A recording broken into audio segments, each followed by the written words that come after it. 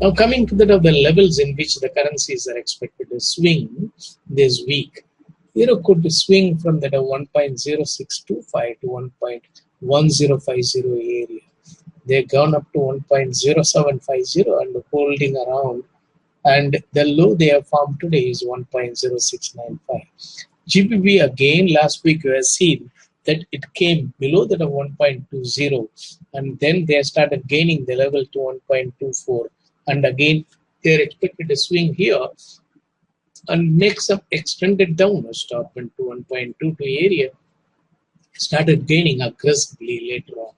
So you have to keep in mind they will do the downward stopping in GBP followed by the downward stopping in the case of Euro.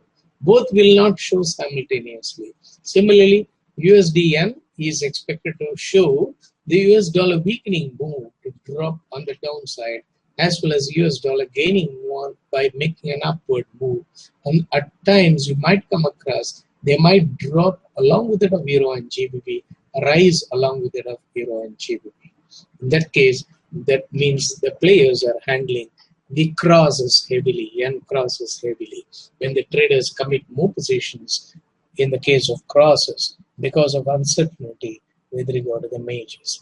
In the case of yen, they came down to 113.45 and they could touch 113 and then start gaining the levels again.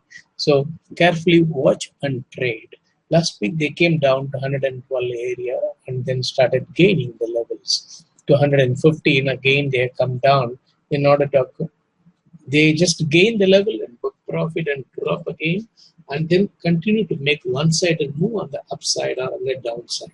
So we have to be in line with it of the one-sided move. Then your trades will be making maximum profit. In the case of CHF, they have come below that of the parity. So came down to 0.99 area.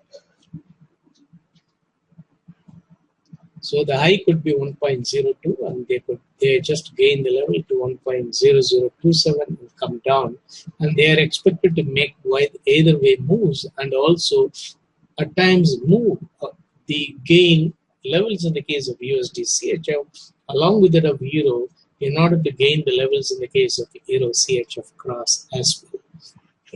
And always keep in mind they will do the sequential trend reversal moves and we have to follow the sequence and then trade accordingly.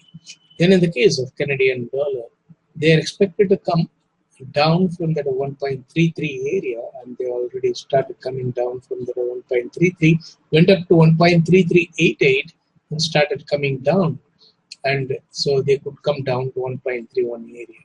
And Australian dollar, they could form the low as 0.7550, start gaining the level to 77.